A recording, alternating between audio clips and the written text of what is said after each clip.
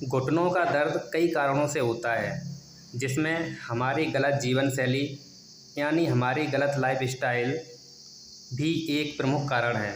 जब हम अपनी परेशानी को लेकर किसी ऑर्थोलॉजिस्ट के पास जाते हैं, जिसे हम हड्डी का डॉक्टर कहते हैं, या फिर हम किसी फिजियोथेरेपिस्ट के पास जाते हैं, तो हमें मेडिकेशन के साथ साथ घुटनों की एक्सरसाइज और मसाज करने की सलाह दी जाती है।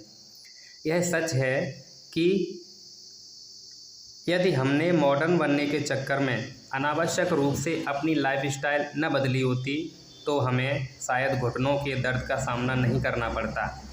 आइए जानते हैं हमारी लाइफस्टाइल कैसे बदल गई। जो लोग भारतीय शैली के अनुसार सोच के लिए बैठते हैं, उनके घुटने पूरी तरह से फोल्ड हो जाते हैं, जिससे घुटनों का व्यायाम हो जाता है, जबकि वेस्टर्न कल्चर में यह फ़ायदा नहीं मिल पाता। पहले हम छोटी छोटी दूरियां पैदल चलकर या साइकिल से तय करते थे, जिससे हमारे घुटनों की एक्सरसाइज हो जाती थी, पर अब हमें पैदल चलने और साइकिल चलाने में शर्मिंदगी होने लगी।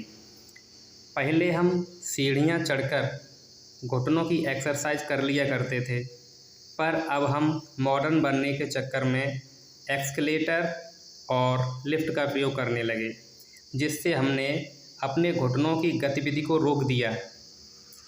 भारतीय परंपरा के तहत ज़मीन पर बैठकर भोजन करने से पाचन शक्ति तेज रहती है और घुटनों के मुड़ने से घुटनों का व्यायाम हो जाता है।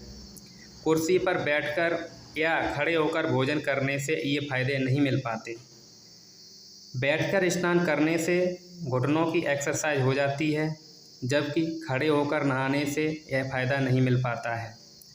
लंबे समय तक अत्यधिक टाइट जीन्स पहनना भी पेल्विक रीजन, पैरों व घुटनों की हेल्थ के लिए गलत है। खड़े होकर रसोई का काम करने की अपेक्षा बैठकर काम करना घुटनों की सेहत के लिए फ़ायदेमंद होता है।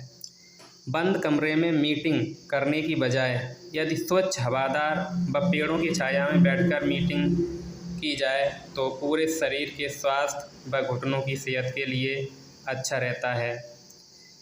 यदि हम बैठकर कपड़े धोएं तो हम अपने घुटनों की एक्सरसाइज कर सकते हैं, जबकि यह काम हमने वॉशिंग मशीन को सौंप दिया है। कहने का तात्पर्य है कि हमें अनावश्यक दिखावे को छोड़कर सरल जीवन से जुड़े रहना चाहिए, जिससे कि हमारे घुटने जीवन भर हमारा साथ देते रहें।